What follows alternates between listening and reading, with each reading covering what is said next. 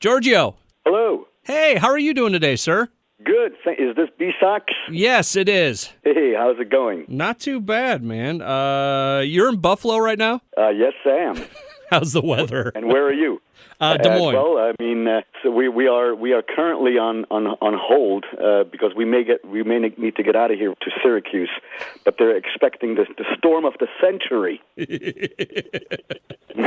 So we'll see what happens. Yeah, really right. Let's talk about the show. You guys have started a new thing, Ancient Aliens Live. Excuse me.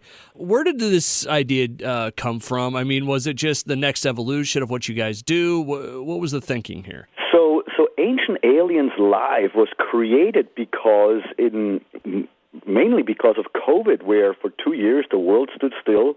Yeah. And before that, we had this wildly popular event called Alien Con, once or twice a year for everyone to come and get together with fellow Ancient Aliens fans.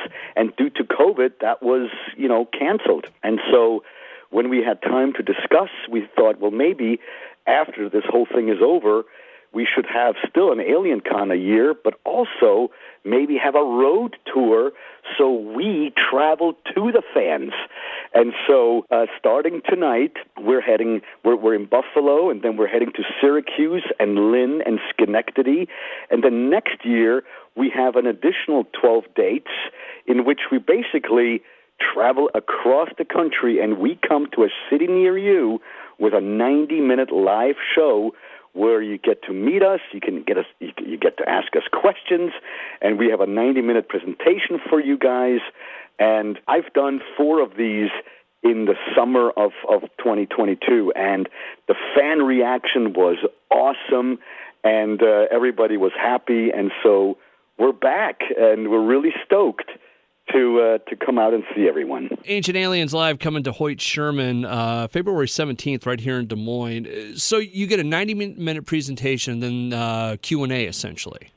Q&A, and then, of course, if you opt to have the backstage pass, then you can come and take a couple of photos with us afterwards, but it's something where, if anyone is into Ancient Aliens, this is the thing to do because you get to see us live.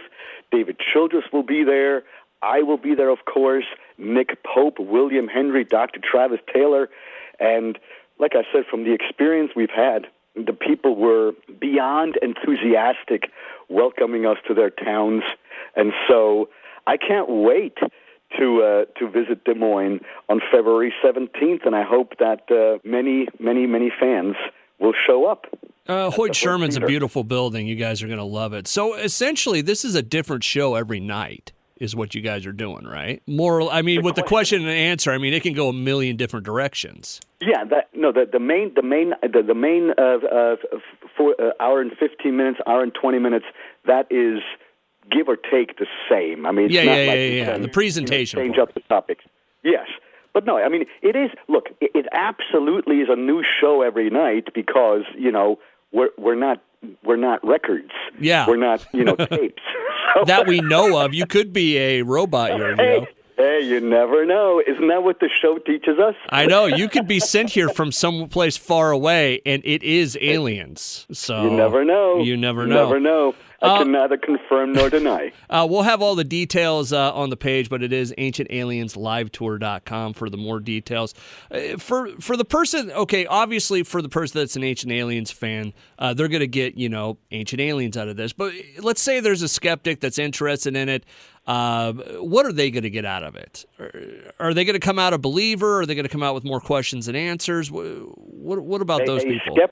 A skeptic will not come out a believer because they come to this 90-minute presentation, because a skeptic will forever remain a skeptic even if you show them a body of an alien in front of them. And they would still say, well, it's a hoax. Obviously, if it's a verified one. And, so I'm not concerned about the skeptics, because the skeptics have had their day for way too long, and the skeptics are old, the skeptics are boring, the skeptics are dusty. And what we are giving is a new interpretation of what our ancestors talked about when they spoke about the so-called gods. In the mind of the skeptic, this was all just a figment of our ancestors' imagination. And I ask you and the audience, who is insulting whom when they say that our ancestors didn't know what they were talking about or what they wrote down or passed down in their oral traditions when they spoke about someone descending from the sky and instructing them, giving them knowledge? The skeptics say all of these things were just ways with which our ancestors tried to explain away nature. Well, we live in nature, or especially our ancestors lived in nature. They were familiar with it. So it's actually the skeptics who are insulting our ancestors by saying that our ancestors needed to have gods in order to explain away nature. And so, after a while, all these explanations that it was all done for nature no longer hold, because it's not compelling enough. You're not going to raise a gigantic structure for water. Water has been with us since times immemorial. But we have stories that someone came out of the water, for example, Poseidon, and that person then had to be worshipped, and things were done in their favor, and vice versa. So, and by the way, just so it's out there, the show has never claimed, for example, that aliens built the pyramids. Of course it was us human beings who built the pyramids. But, as the ancient texts are saying, with the instruction, the knowledge of the building was given by, or to our ancestors, by the so-called guardians of the skies, or the watchers. And who were they? In my opinion, they were visiting flesh and blood extraterrestrials. And it's not really that crazy of an opinion, because we've all had teachers in our lives. You would not be sitting in your radio chair right now if you would not be the product of your upbringing, your education, your teachers.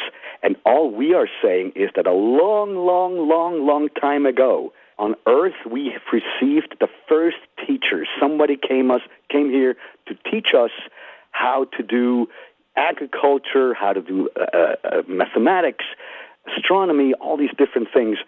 And this is what's said in the ancient texts, that someone came and taught us this.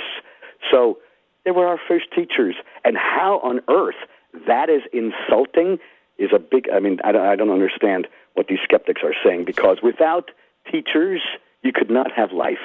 So let's see what happens if we were to eliminate any and all universities and elementary schools and high schools around the world, and eliminate teaching, and see what happens. It'll be chaos in 2.4 seconds. I am saying that the teachers of present-day teachers, academics, need to understand that the original teachers were here also a long time ago, and that they are building everything on those shoulders. So, this idea that suggesting our ancestors had help undermines our human ingenuity is nonsense, because that is how we've operated throughout all of our lives. You are born, and your parents are your first teachers. Then you go to kindergarten, elementary school. So we're exposed to teaching all our lives for centuries, for millennia. And all we are saying is that before we knew what was going on, someone else taught us the basics, and those were the so-called ancient astronauts that were here thousands and thousands of years ago. Giorgio Tsoukalos on the line with me right now. Ancient Aliens live tour coming to the Hoyt Sherman in February. Giorgio, before I let you go, a friend of mine wanted me to say hi. Dr. Rebecca Foster wanted me to say hi to you for her. She was wonderful. Well, thank you. She was at an event with you a few months ago or something, so she just wanted me to mention it. Well, thank you, and say hello back to Rebecca for me. I will. Giorgio, you have yourself a great day, and we'll see you when you come to town, okay? You got it. Thank you so much. Take care, man. Have a good day. Bye.